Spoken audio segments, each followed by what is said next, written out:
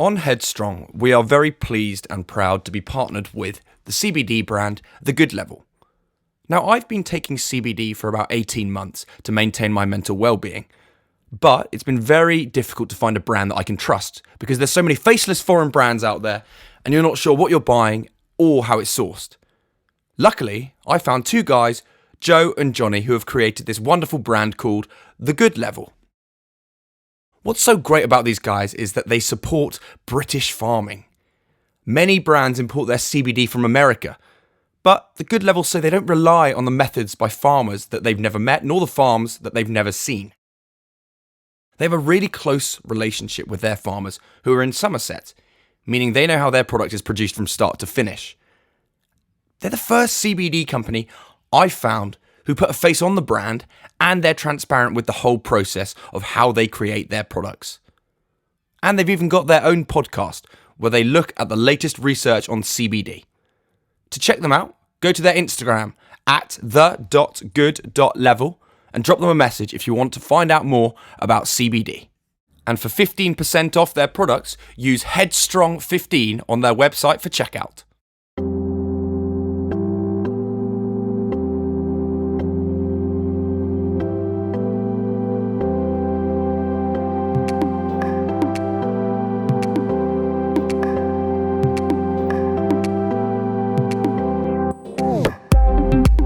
And we're rolling. We are back. It's season 6 and it is great to be back.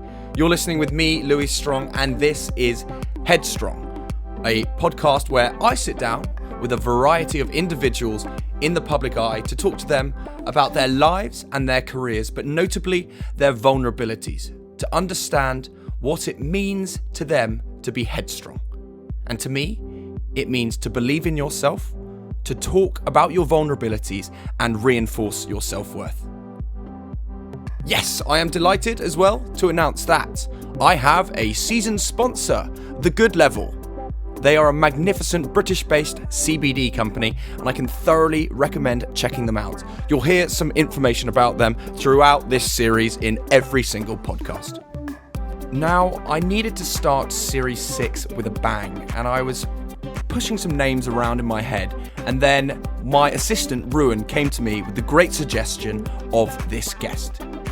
Daisy is a wonderful radio DJ. However, she also suffers from insomnia and has suffered for a long period of her life. We sat down and had a chat about her experiences with insomnia, her coping mechanisms, and how it's affected her and her life. Furthermore, we also talked about her identity and how social media has impacted her life. I really hope you enjoy this episode. Daisy's documentary is coming out on the BBC very soon. I hope you enjoy this episode. Daisy, thank you very much for joining me on Headstrong.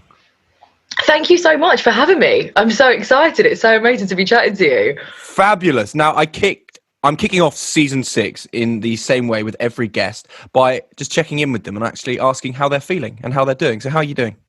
I feel like it's so easy to just say, yeah, I'm doing fine, I'm doing good, because I guess that's what we've always been taught to say when asked that sort of question. But it's nice that you've asked it, and I feel like I can be as transparent as I possibly can. I am actually really good at the minute. I'm also a little bit stressed at the moment, I'll be honest with you, because I'm moving house at the moment. I'm actually buying my first place, and it was going really, really well at the start of it. And I know I've read many articles and I've had many experiences being passed on to me from friends and family saying it is one of the most stressful times in your life, that and then welcoming a new baby, and I was like, no, this is easy, I'm doing great at this, I don't know what all the fuss is about. And then the past couple of weeks have been an absolute nightmare. So I'm like a little bit stressed, but we're almost at the end of it, and it'll all pay off in the end. Well, at least you didn't do both of those two stressful things at the same time.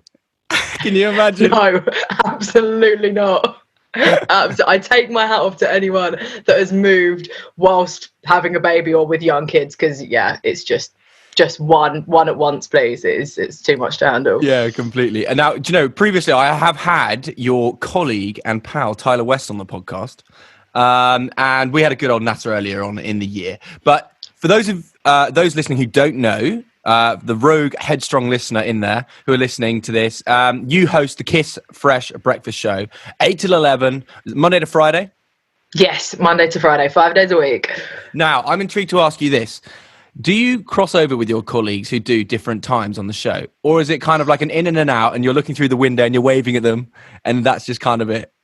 Do you know what? It's a bit of both. And sadly, obviously, over the past year since COVID, a lot of us have been recording our shows from home and in the studios at different times. So we do miss each other so much. And I think what is amazing about Kiss, and unlike any other place that I've worked at before, we are really one big family. And I know that's so cliche and cringe to say, but we have the most incredible boss who is really at the helm of the entire station, the entire network. And she's been so amazing at really bringing us all together, and everyone that works at that station is absolutely incredible. And so we haven't seen each other as much as we would like to have over the past year, but when things are sort of back up and running and when we're all back to our normal show times, we definitely take advantage of going for drinks and having big nights out. And other than that, at the minute, it is sort of a wave through the window, but there is always love for everyone, always on that station. And Tyler's really great as well. Oh, yeah, he's absolutely legend. Now, I want to know, is there a big staff party? There is. Christmas is always quite big at Kiss. To be honest with you, after every party that Kiss has thrown, I've always ended up sleeping in the studio that night, because you're in central London anyway. There is really no point in going home. And because I have to be in so early, it's better that I stay at the studio that night than go home and then risk not waking up in time. At least if I'm camping in the studio, there will be someone around that will wake me up and I'll just roll onto air and we'll just cross our fingers until 11 o'clock when I'm taken off, if I'm not pulled off beforehand because I've said something wildly inappropriate. But yeah, the parties are always wild. There's always some stories that come off the back of those. Yeah, I can imagine. Now, before we dive into the world of broadcasting, radio and everything, I just want to kind of have a chat about, I don't know, your earlier life before we can talk about kind of the radio, because you had to get there somehow. And so you were born in North London, right? I was North London, born and bred. I feel like it's a place that I'll never leave either. As I said, I'm buying a place, and I was looking. I sort of somewhat looked all over the place, but then South London feels like the other side of the world, and I'm like, do you know what? I'm just going to be here until the day I die. So yeah, North London. I grew up in Southgate, Enfield, Winchmore Hill. It was great. And you grew up with your mum and your sister, right? So how much do you remember of that kind of like those formative years, and how important it was kind of just being that kind of group and that family together? I think for me, the one thing that I can take away from my childhood, and the thing that I appreciate the most, is the fact that I grew up quite independently. My mum was really big on giving us a lot of independence, and she was really big on allowing us to make our own mistakes as well, which was really amazing. She was obviously there to guide us and to help us when we really needed it, and she was there as an incredible support system as well. But I think I can really remember, sort of figuring out a lot on my own, and I think that ultimately I really saw the benefit in that as I grew older, as I got into those key teenage years, that I feel like she really did instill a good foundation whereby we were sort of ready and prepared to tackle anything the world really threw at us. And I'm really appreciative of that. And I think that's the thing that I probably take away the most from my childhood. I was just very independent. I also grew up around a lot of adults as well. My mum had and still has an amazing group of friends, and I was always I kind of played the agony aunt.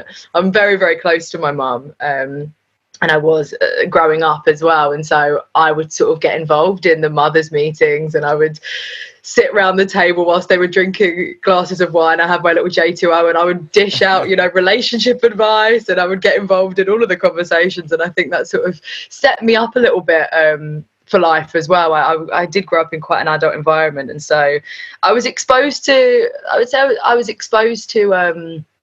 some more adult conversations that actually really set me up really, really well to sort of, as I said, tackle things later on in life. I had quite an adult head on some young shoulders, which I've definitely seen the benefit of as I've grown older.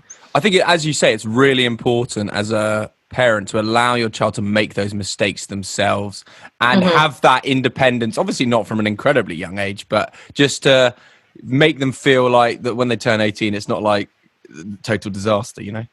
Yeah, No, completely. I completely agree with you mean. But you grew up, as you were saying there, in a single parent household, which is, I mean, I would probably say now becoming increasingly common, whichever way you want to look at it can be beneficial or incredibly sad. How do you reflect on that and how that shaped you being from a single parent household as a child and how that shaped you? I think it's very true. I mean, I remember my parents separated when I was very young. I was 5 or 6 years old. And I actually remember, even if I was just looking at my class, I think I was maybe one of 2 kids whose parents were separated. And now if you look at the amount of people that sort of grow up in single parent households with their parents separated, that number, you know, has risen tenfold. So it's definitely more common. It was definitely less common in my personal experience. And for me, I think the way that I look at it really is the face of that traditional nuclear family has changed dramatically, even in my lifetime, sort of 23 years. I mean, for me, I think there is so much benefit to that as well. And I think if I was raising children, I understand how important it is for the parents in that relationship that are raising those children to be happy, in order for that household to be happy, and in order for those children to thrive and get the support that they really need. And in my setup in particular, my parents weren't happy. They weren't in a happy relationship. And so me and my sister weren't getting the most out of them, and we weren't in a happy environment at all. And so it was a massive benefit for our parents to be separated and for us to get support outside of that nuclear family setup with 2 parents and 2 kids. It just made so much more sense.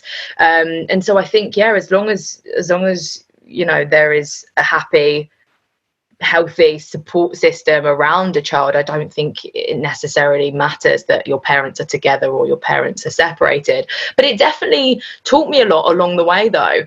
It was incredible to sort of see my mum really, really flourish outside of a relationship, and she is one of the strongest women that I know, and it was amazing to see her really grow from essentially being quite broken when coming out of, you know, a relationship. She was with my dad for many, many years before me and my sister were even born. And, you know, as many people exit a relationship or exit a marriage, you know, it's very, very sad to see your parents going through something and going through that separation. But it was incredible to see how she rose out of the ashes like a phoenix and was there to support her kids and was there to build a life and a support system around her. So I think that was probably the biggest takeaway, was really the admiration that I have for my mum being able to, you know, really, really survive that experience and you know, so being able to support her kids primarily whilst going through something really, really difficult as well. So I think that's probably the biggest takeaway. But I don't think that it is the end of the world at all. I sort of say anyone that is going through a separation, anyone who, you know, doesn't have that traditional nuclear family set up, you should celebrate the things that it brings to your life and really understand that, you know, you don't need a mum and a dad both being in the picture to be able to succeed later on in life. You know, as long as you're in a happy, supportive environment, I think that's what's most important. Yeah, I mean, something that I always reflect on and talk to a variety of people about, regardless of what you're talking about specifically with single parent households or whatever it is, I always say there's no set script that one should follow. Why do we have to follow a set script? Why do some people grow up faster than others? Some are doing this at 15, but they're not, you know, whatever. It doesn't matter. And there's no right or wrong, because it's purely up to you to kind of find your own narrative and your journey. And I think that's really important. Now, I do believe, we've only just met, but I believe your father's side is Jamaican. Am I right? Yes, he is. Yes. So how important was it then growing up? You were living with your mother, but were you able to access and lock in that side, the heritage and the culture on that side of the family? Or did you feel that there was a part missing? I think it was always quite difficult. I think for my case in particular, when my parents separated, I actually didn't have contact with my dad at all. So it was really my mum just bringing up my sister and myself on her own.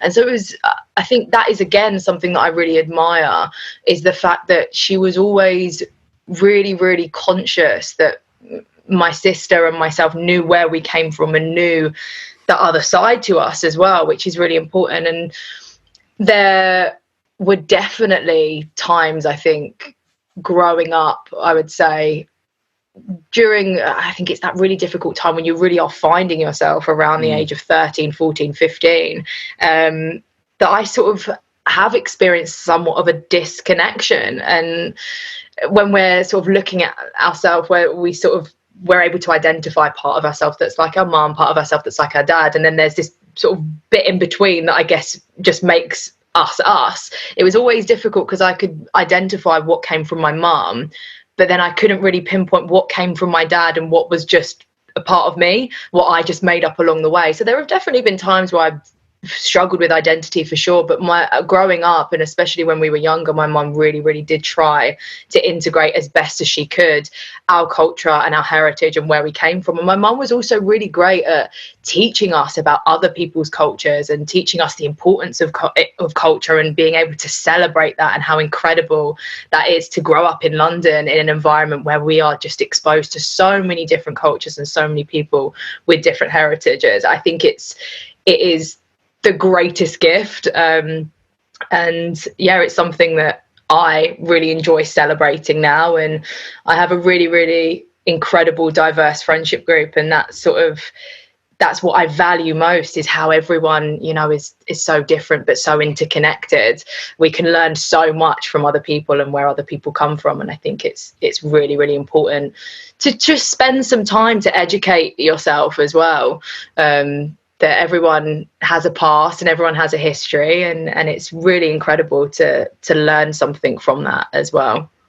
I think identity is a really interesting one, regardless of family situation or where you've grown up in, because especially actually increasingly so with kind of social media and stuff and influences of other people, I think I would find it really difficult being 13, 14, 15 at this time now growing up, because there's so many external influences trying to pull you in different directions. I don't know about you. I mean, I'd find that really difficult. I mean, and then with the mixture of, for yourself with the cultural side of things, like you probably did want to learn more about it. And your mother sounds like an amazing woman, and she was doing the best of her abilities to inform you of all these cultures. And what a place to grow up in London, as you say, so diverse. But yeah, I mean, it's a tricky one all round.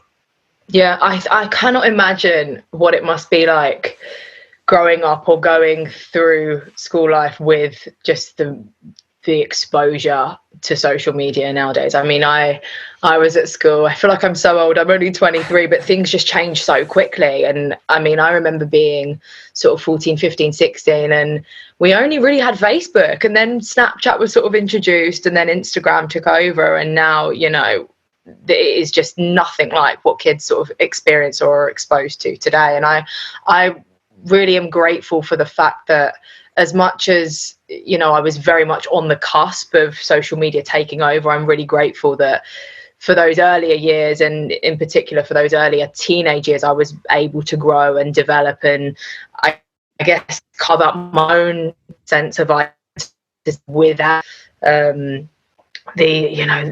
The ways in which social media can just pull and push and control and really change and manipulate your own narrative. And I think it is, I say this sort of all the time, and I've spoken about this a lot on my show in particular, actually, just the concept of social media. We're also guilty of doing it. When we take a picture of something to post on our Instagram, for example, we'll move out all of the rubbish from the frame, and we'll just make everything look clean and perfect. It doesn't mean that rubbish isn't there. It's literally just out of shot. It's really important to remember that everyone else is doing exactly the same thing, and everyone else has, a certain amount of crap that they move from the frame in their day-to-day life. It doesn't mean that it's not there. It's just not, immediately in view to the public. And it's really important to remember how similar we all are, and how how we're all self-conscious in our own ways about certain things, and it doesn't matter how glossy and how perfect someone's life appears to be, you're always going to show the best version of yourself. But I do feel as though,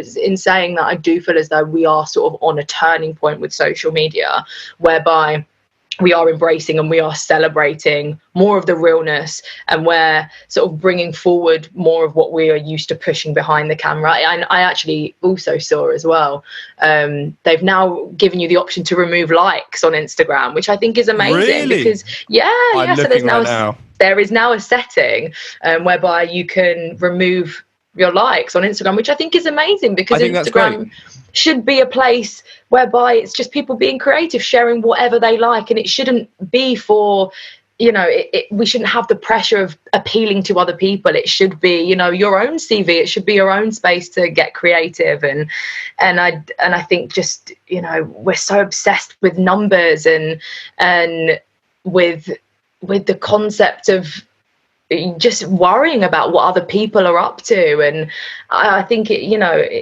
it shouldn't be like that. And so I do think there is sort of a turning point now that I'm seeing, and I really, really hope that sort of continues in the future.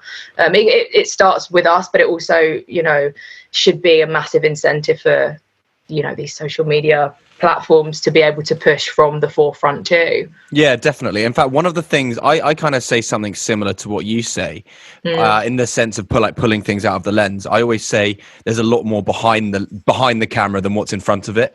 And the thing that I always point out to people is, I talk when Love Island comes around again, and people talk about that being an accurate representation of reality. But then you see the photo of where they are in the world, the view, everything behind the scenes, the cameras, and then that's the stark reality of what's going on. It's literally there for your entertainment. There's no depiction of reality in there whatsoever, really.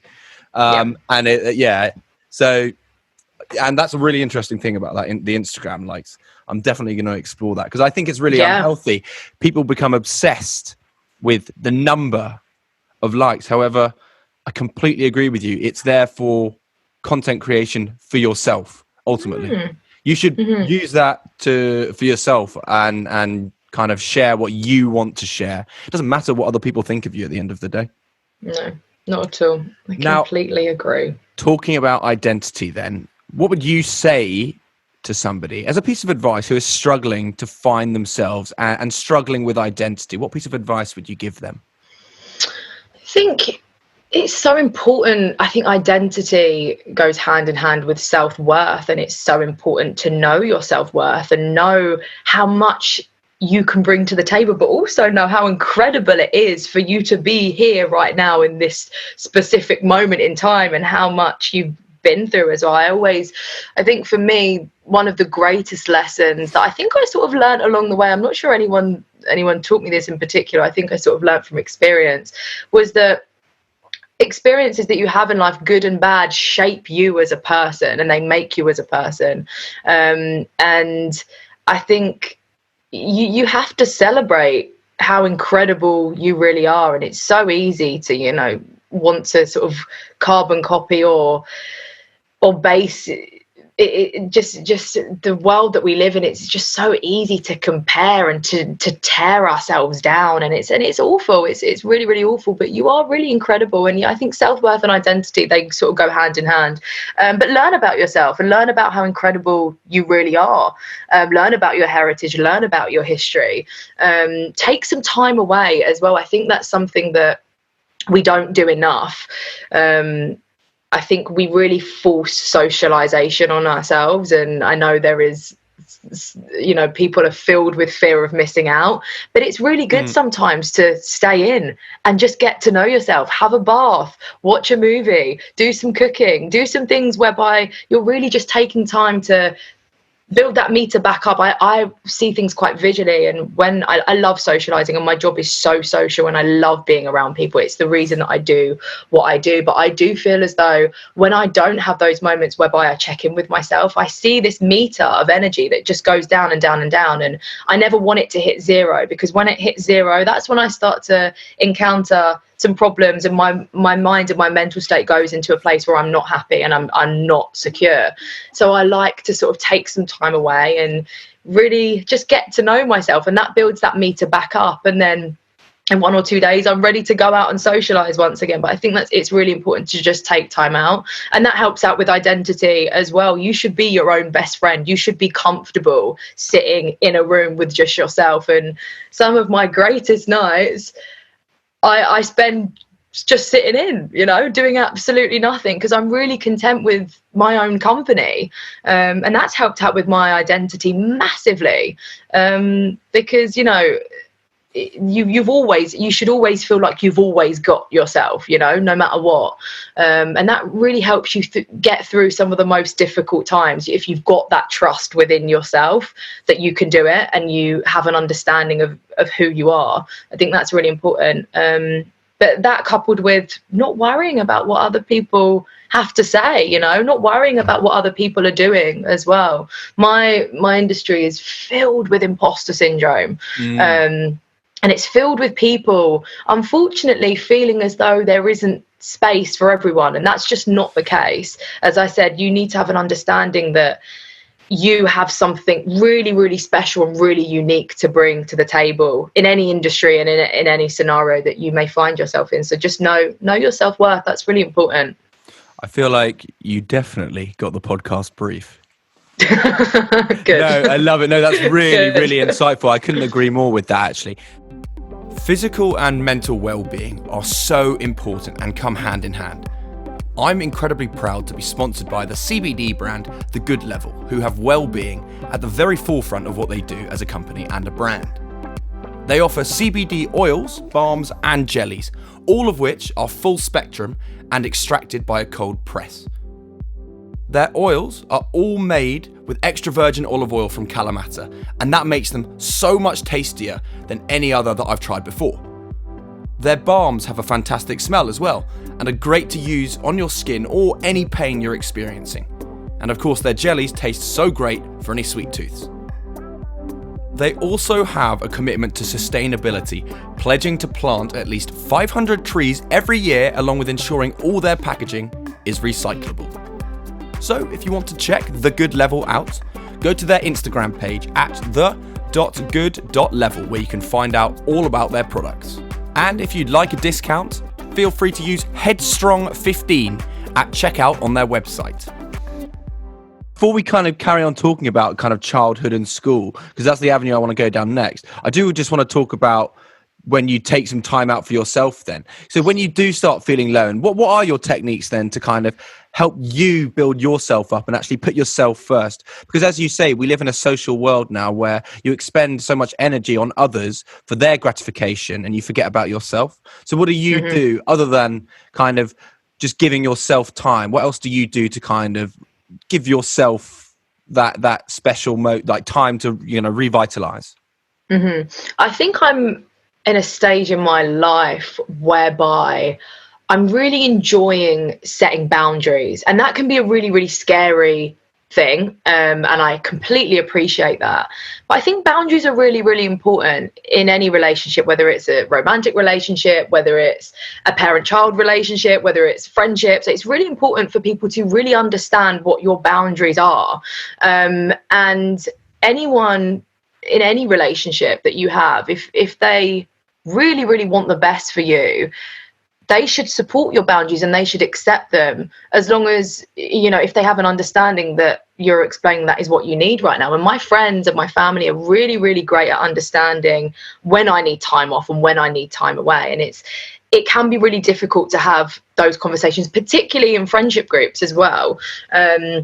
I know, I've certainly been in situations, and it's taken me a really, really long time to build up that clear line of communication, that comfortable line of communication, whereby I can turn around to my friends and say, do you know what, I'm not going to be able to make it tonight. And I'm not going to lie and give an excuse about it. I'm going to say, I've had the busiest week and I just want to sit in and I just want to take some time out and I just need time to recharge because I'm exhausted after working a week. You shouldn't feel like you need to give an excuse. And yeah, I think for me, as much as it is about taking that time out, it's also about having that clear line of communication with anyone that you have in your life to really set your own standard. And, you should be able to carve out the life that you want to live.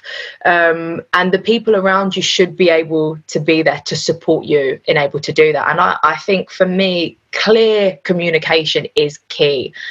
Talking is key. And that includes having uncomfortable situations. And sometimes when you are setting boundaries, those conversations can be uncomfortable at first, but once you have set those boundaries, that communication just flows. It just becomes, very, very natural. And I think that, as I said, I'm at a stage in my life, I'm still not perfect at it. I still find myself wanting to make excuses or feeling guilty. But ultimately, I've sort of learned you should never feel guilty about, taking care of yourself. Equally as well, this is something that I've learned over the past few years in particular. Taking time out shouldn't be as a reward for doing something. So you shouldn't, just whether it be booking a massage or booking a facial or having a really nice bath or taking some time out or booking a little, staycation away, that shouldn't be as a result of doing really well at work, or you should just be rewarding yourself with these little things every single day, just because it's difficult. We all go through the ups and downs of life, and so it is really about those little things that you should be doing every day, just to make sure that you're really rewarding yourself for just getting through life day to day, because it can be really difficult. And in the past year, we've lived in a time that has been like no other time in the history of civilization. So it is about, it's not just about the self-care Sundays, it's about really self-care just every day. It should be about self-care every day, and doing those little things that really allow you to reconnect with yourself. It's about a matter of finding something that can fit into your routine that still gives you that time. Like, I know a lot of people that get up an hour earlier from work, before work, not to go to the gym, not to do anything, but actually just to have an hour to themselves and just actually do whatever they want for that hour, be that meditation or actually exercise or just, just chilling out. Like sometimes there are not enough hours in the day to sit down and do what you want to do. So you need to make sure that you have the time to do what you want to do. It's so true. I think people are really scared as well of their own headspace.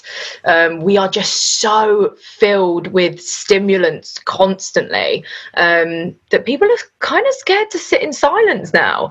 And I actually find the most comfortable relationships that I have, me and my best friend, when we meet up, we are very comfortable to just sort of sit there in our own silence. And it's really nice. And I'm very comfortable to sort of sit at home now in my own silence as well. I really enjoy that sort of clarity to just really think and just really enjoy the sort of environment and the situation that you're in without having to be stimulated by the TV or social media or scrolling through our phones. It's just nice to sort of just relax and just, soak in the atmosphere.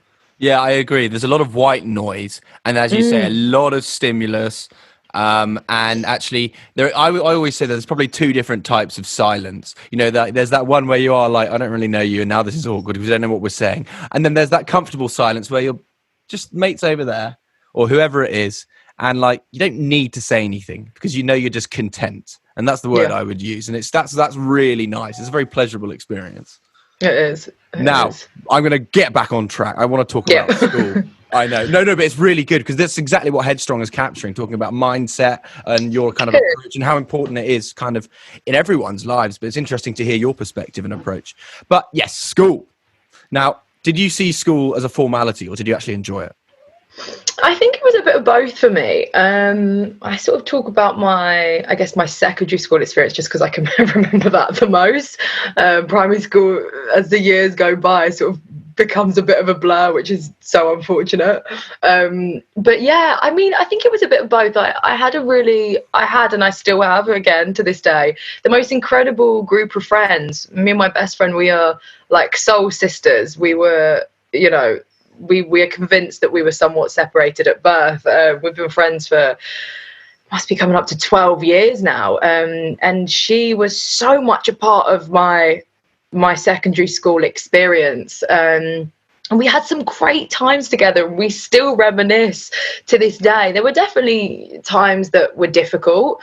I think I particularly struggled with that period of time whereby you're really forced to think about your future. And I think that is happening we're expected to know what we want to do with the rest of our life at a younger and younger age now, which is really, really scary. And I remember struggling with that in particular, but there were definitely some incredible times, for sure. Yeah, some memories that will sort of live with me forever. It didn't make it into the documentary, but I actually got the opportunity to go back to my secondary school in the doc and speak to a couple of my teachers, and that was amazing, just to sort of take a walk down memory lane. And all of those sort of, I was very much reminded of all of those fears and all of those concerns that I had about the future. But it was amazing to sort of stand there as a mirror image of the future right now, me standing there in the present, and seeing really how far I'd come, and really realizing that you just never know what is round the corner. That was quite a surreal experience.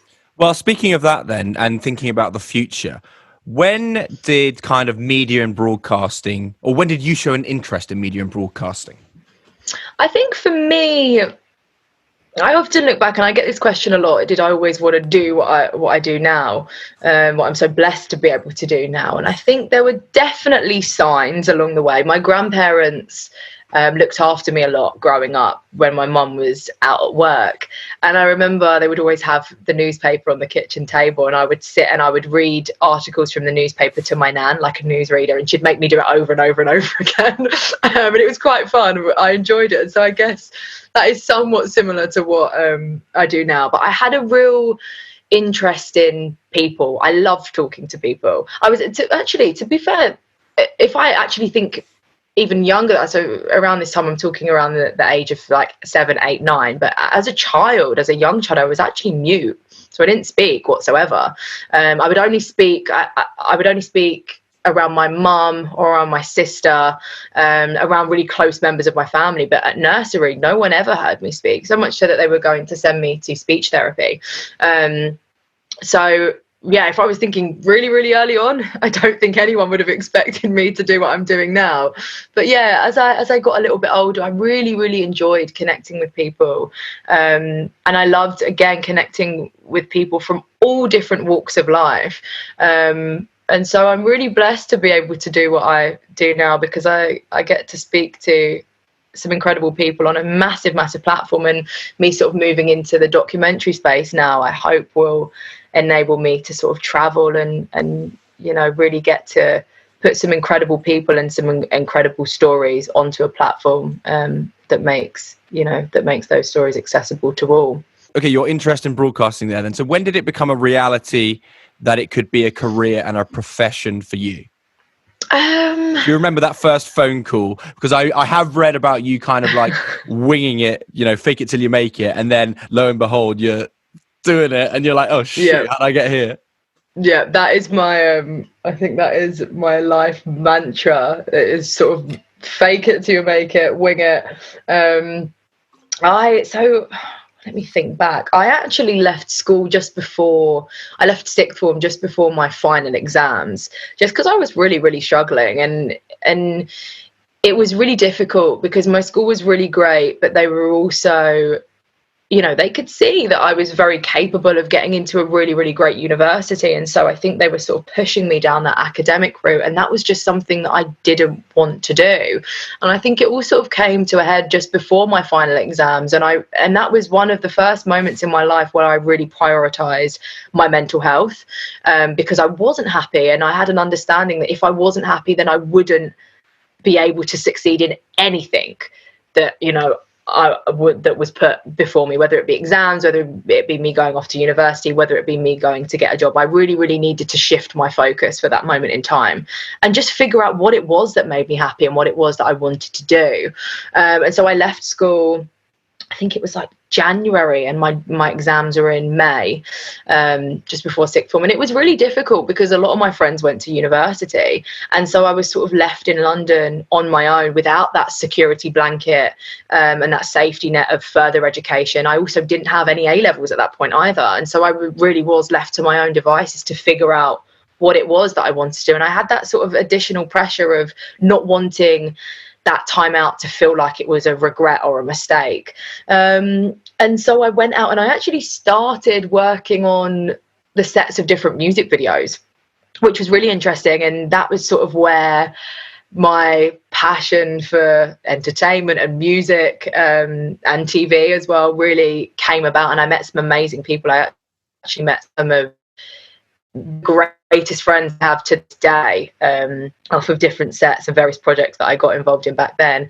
And then I met one friend of mine, King, who was an absolute angel, and we just hit it off from the get-go. And we just decided to just film ourselves doing these silly little skits in my bedroom, presenting different shows and different formats, and talking about things that were in the news, talking about music, just talking about the things that we really enjoyed. And I ended up putting together a show reel, and I went down to different production companies, different radio stations, Kiss included, different TV channels, and I just gave them, it was like a Vimeo link to this show reel that I made myself, and I think I bribed a couple of receptionists to just try and get it upstairs to the relevant person. And then I think it was about 3 months later, I got an email in my inbox from someone at Channel 4, from 4 Music, offering me to come in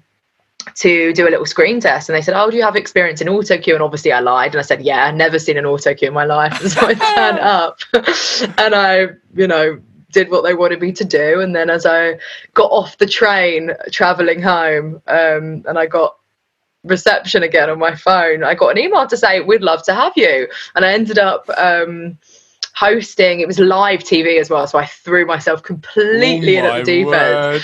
It was live TV. It was Monday to Thursday, I think, after school. It was like an hour and a half show every day. It was a food segment that I first hosted, and I think I hosted the food segment for like 6 weeks, and then they said, okay, we want you as one of our main presenters now. And so it was incredible experience to learn live on TV how to read auto cue, and how to really manage the world of presenting and the world of TV. But then from that I got Kiss, which was amazing. And I never expected to go into radio, or to walk into a show that had such a massive following and such a, it was a massive slot. It was a breakfast slot that I took over. I actually took over from Ricky, Melvin and Charlie, who were the presenters that I listened to growing up. I think they were on air for 10, 11 years before I took over.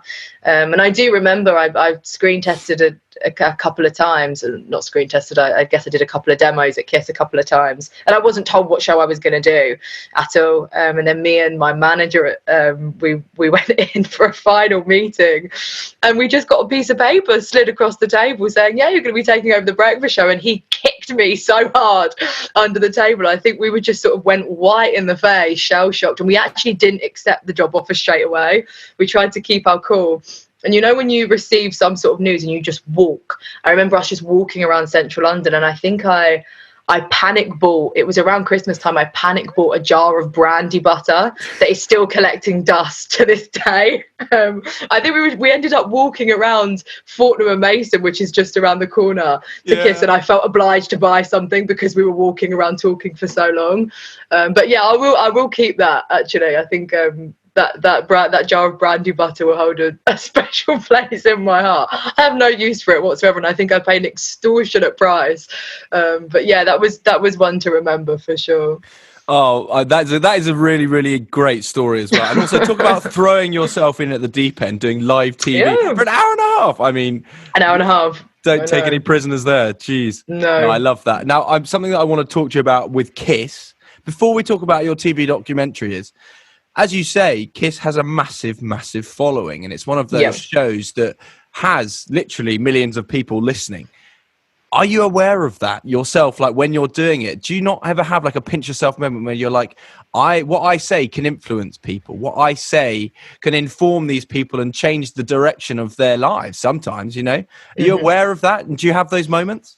For sure. I'm definitely aware of how blessed I am to be in the position to reach so many people, and that ultimately does really influence what I talk about on air as well, because it's important that we spotlight and we really give a platform to talk to certain people, but to certain causes that really can make a massive difference. to anyone that is listening in. But I think if I thought about how many people were really listening to my show every single day, that would terrify me. You know, it is funny because as much as you are aware of it, and as much as it does sort of influence what you are talking about on air, because it's an early morning show, and because ordinarily it is just me and my producer in a room together, you forget that you're on air at all sometimes. And that can mean that you can become very, very loose-lipped, and you can sort of end up talking a load of rubbish for a significant amount of time, because you do have sort of a disconnect with the fact that you are really reaching people. There are really people listening in on the school run or on their way to work. And it is, you sort of do get those pinch me moments when you get phone calls into the show, and there is someone on the other end sort of referencing something that you've spoken about on air that morning. Those are really pinch me moments. And it is the thing that I love most about that show. Of course, we play, you know, non-stop new beats, as the tagline says, but the thing that I enjoy the most is that interaction with our audience. It is just, you know, unmatched. It is like, not only within, you know, within KISS as a brand, with the presenters and the people that work there, they are incredible and they're a family, but it really does feel like our listeners and, you know, the people that choose to tune in to that station every morning, they are sort of a part of our family as well. We all have similar interests, and we all are just connected in a really strange time in the morning, whereby it's stressful and it's busy, and it's amazing to be able to, you know, service that and to make people's mornings just a little bit easier. We all, you know, we're all used to waking up and having a really, really terrible morning. It's so amazing that, you know, someone is optionally tuning in to the sound of my voice, and if I can make one person's day a little bit better, then I've done my job. But I think it's also about being really candid on air as well. You know, as much as I'm meant to be a motivating force, it is really nice to be able to be given the space to sometimes wake up and say, you know, I'm so tired this morning, or do you know what, I'm not feeling that great. So, you know, this is the reality of life. You want to be relatable, don't you? You want to be a true representation of who you are, not just come in every single day just being this bright personality, because that's not natural anyway. No one is like that. Everyone has their off days, their tired days, whatever. Yeah, I couldn't agree more with that, actually. Yeah. Now, here we are. You have recently finished filming a documentary for the BBC, which is incredibly exciting. Now, I want you to sell me this documentary. This is an elevator pitch. You've got 30 seconds. Tell me what it's about and why I should watch it. Oh my goodness. Well, it was quite a difficult documentary to film, because the things that we were documenting are things that happen when there is no one else around in the middle of the night. It was incredible. It's about my own journey with insomnia, but it's also about other people's journeys with insomnia and different sleep-related disorders. I think the main takeaway that I hope people take away from this doc is, I hope that the stigma surrounding sleep-related disorders is really, really broken down, because they can affect people's lives significantly. And I think the thing that surprised me the most was the mass links between sleep-related disorders and mental health as well. There is a clear correlation between the two. It's sort of like a chicken and an egg scenario. We don't really know what came first. So yeah, as I said, it's about my own journey, figuring out how the reason why I've lived with insomnia for so long, the trigger to my insomnia, but also about hopes and plans for the future, which is really refreshing, because it was something that I thought I was going to have to live with for the rest of my life. I was, you know, I'd sort of made peace with the fact that this was almost a personality trait of mine, but it was affecting my life in so many ways, in so many negative ways. And so beyond anything, I think what was so nice as we concluded filming, there is just such a sense of hope that has been restored for me personally, but also for the people that we spoke to as well. And I really hope that, you know, if there is anyone watching it that has been suffering, that they have an understanding that there is definitely help out there. I mean, as I said, if I can get help, and if I can sort of change my attitude towards, you know, the hopes for the future, and hopes that I will be able to combat this in the future, if my attitudes can be changed, then anyone else's can, because I was very, very stubborn and very, very set that this was just something that, you know, I had to live with. These were the cards that I had been dealt. But, you know, everyone has, you know, is deserving of help, and there is help out there for everyone, for sure. Now, I don't want to spoil the documentary, and I don't want to talk about the content of it in great detail, but I do feel like there are kind of some fundamental questions that I want to ask you for sure. So, when did you first start to experience insomnia or just sleep deprivation? I'm quite an interesting case because I first started experiencing insomnia at the age of 9, so it was very, very young, and I've obviously dealt with it for a really long time, and so that's why I guess it did feel like somewhat of a personality trait to me. I am more used to living life with insomnia than without, and that can make getting help almost a scary scenario to walk into, because you are really walking into the unknown at that point. So yeah, it's been a while, and for me, I think I saw the most benefit when I really identified the triggers to my insomnia, and those triggers can come from all different places. They can come from some of the people that we met, they came from exam stresses, some most recently came from lockdown. I mean, cases of insomnia and sleep related disorders have skyrocketed. It's so shocking, and it particular affects young people in that age bracket of 16 to 24, and there isn't one quick fix that helps all.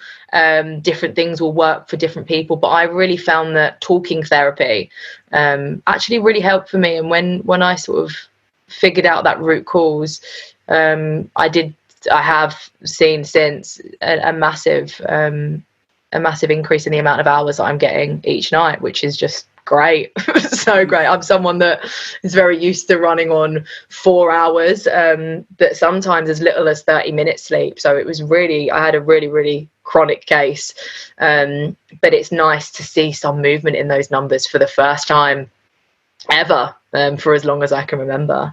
So you talk about that verbal strategy there then. So you're talking to somebody openly about your experiences, what's going on, probably your thought process as well. What other activities and strategies have you been made aware of? But most notably, what has worked for you other than talking to somebody?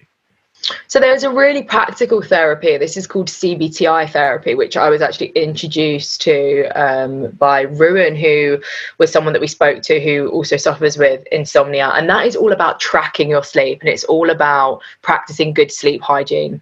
So it's a very practical way of looking at sleep. And it is about manipulating the numbers and the amount of sleep that you're getting each night and the time that you're going to bed. And that, I believe that it's the only therapy that is regarded at the minute medically to help out people that suffer with insomnia. And it has some incredible results. And it's something that I still do to this day.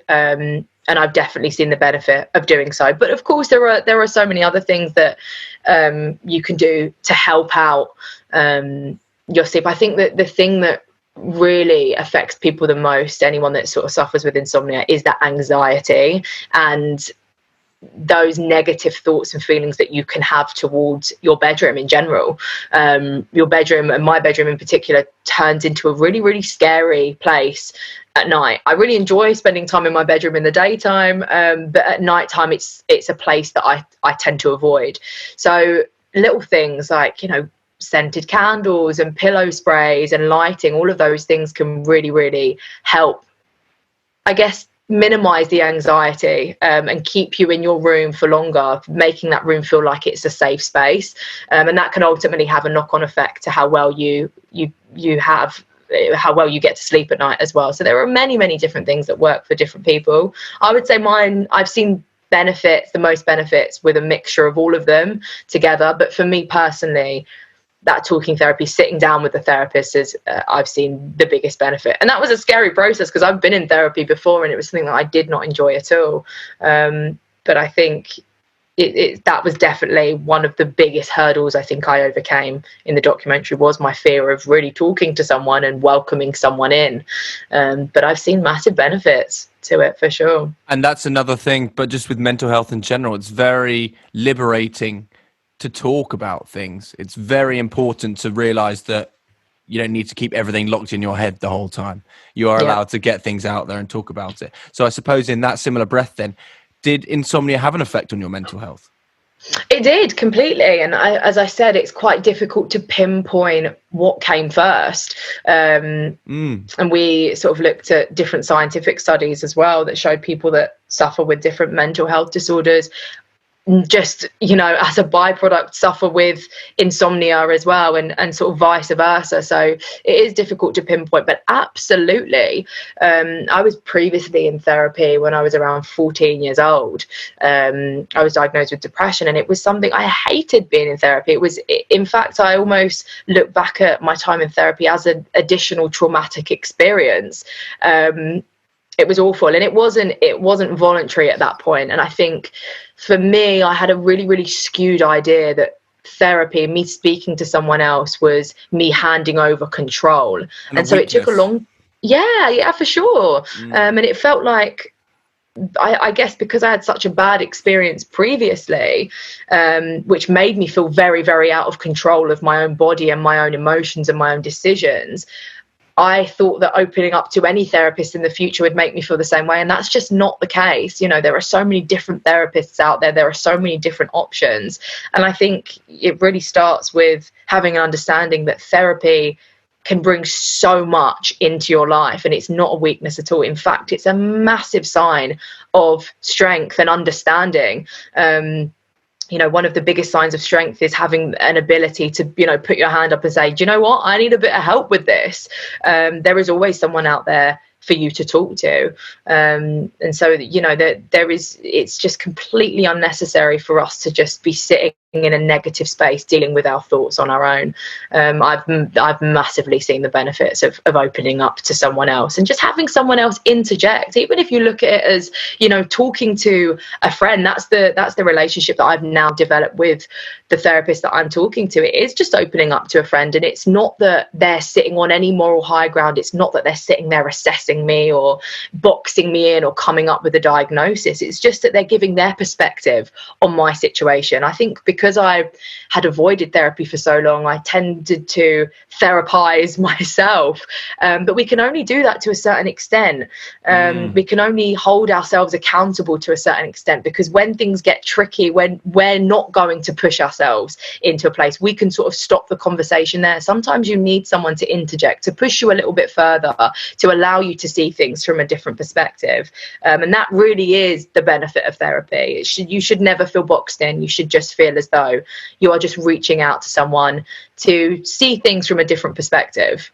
Yeah, you've absolutely hit the nail on the head there in regards to therapy. I definitely agree with you there. Now, this documentary is, of course, a positive experience, and huge benefits have come out of it. As you say, talking to people about their experiences and actually sharing these stories is going to benefit a whole load of other people that are going to be able to watch the show. So huge congrats on it. I hope it goes really, really well, and that the reception is glorious.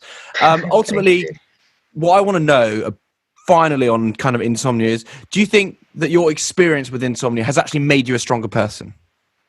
Absolutely. And I'm very much someone that believes that both good and bad experiences, they don't make up who you are. But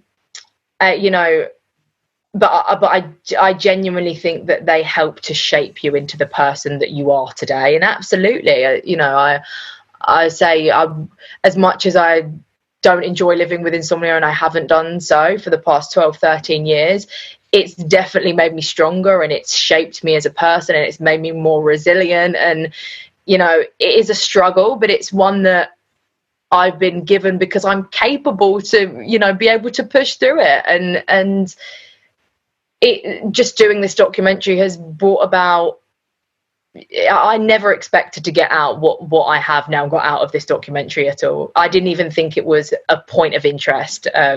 We discussed many things to document many different topics that we wanted to make documentaries about. This was something that came up in a conversation over coffee. As I said, I described it as a personality trait. And so when it was the topic that we decided to make a documentary out of, it blew my mind that anyone would be interested in it. I thought it was genuinely something that I solely experienced. So it was incredible to see how many other people also experience the same thing. And so I really hope that it it really strips away that sort of isolation that is tied to insomnia, with people that are suffering thinking that they are the only ones out there that are dealing with this, because that's absolutely not the case. There is a massive community that we can all learn and we can all get support from. Yeah, I absolutely agree. There's a support network out there for almost everything and anything. Yeah. And talking about your experiences will get you to that place, that safe place.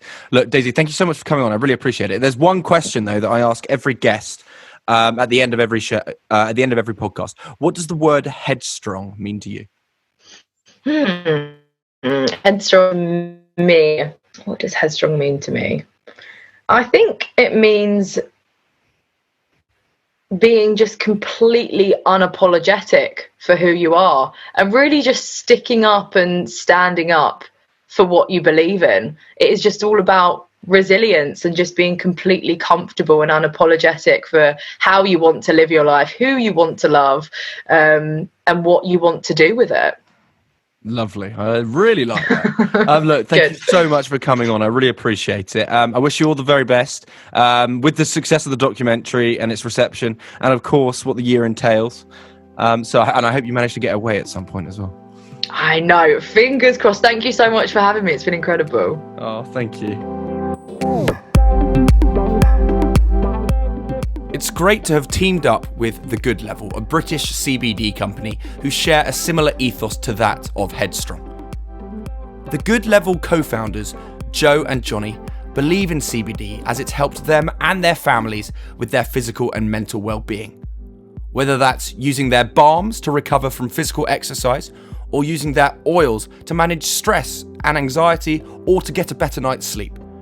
The Good Level has well-being at the very centre of their brand. As we've partnered up with them for this season, you can get a 15% discount off all their orders using Headstrong15 at checkout. And if you're not sure about CBD yet, no worries. Joe and Johnny are always happy to chat and answer all your questions. You can contact them via their website or check out their Instagram at the.good.level. And that's Headstrong15 at checkout. And that concludes episode 1 of season 6. Thank you so much to Daisy for joining me on Headstrong.